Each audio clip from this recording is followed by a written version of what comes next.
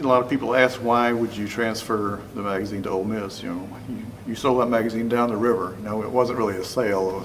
There wasn't any money involved. But,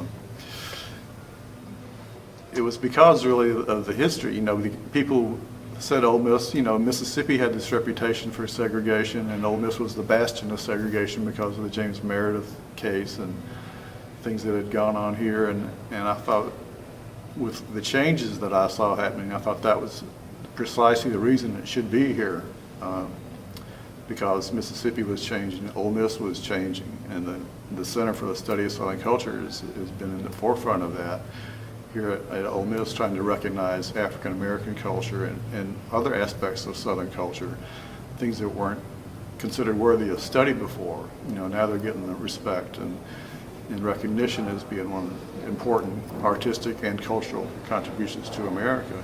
And I thought this was a good place for Living Blues to be, because if it was going to be in Chicago, Mississippi, everybody, half of the blues artists that I knew in Chicago came from Mississippi anyway.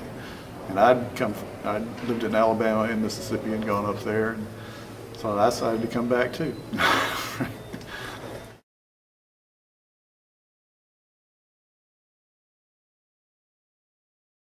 Being able to interview the blues musicians has been probably the most fun of everything, because they've got such great stories, and a lot of times they hadn't really had an opportunity to tell them to someone for print, for publication or public use. And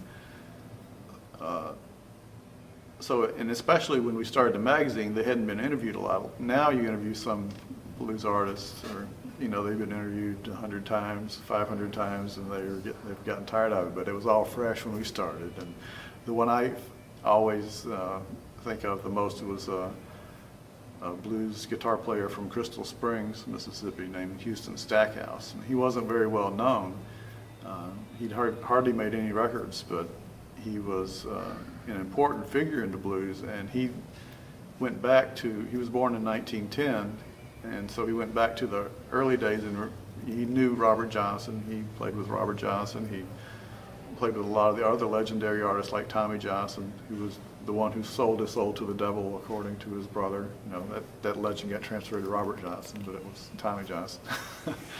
And the Mississippi Sheiks, and Little Walter, and Muddy Waters, and Sonny Boy Williams, and he played with all those guys, and he had stories about all of them. And he would, at first I met him in Memphis, and that's where he was staying, but then I helped him get a couple of gigs in Chicago, and when he would come to Chicago, he would stay with us, and he would just sit around the house playing the guitar, playing Tommy Johnson and Robert Nighthawk songs, and drinking his gin and telling stories. And I just would ask him questions and turn the tape recorder on, and just got a wealth of material from him. It's like a one-man history of the blues, from the whole transition of Delta blues from the old acoustic style through the amplification and the electric into the modern era.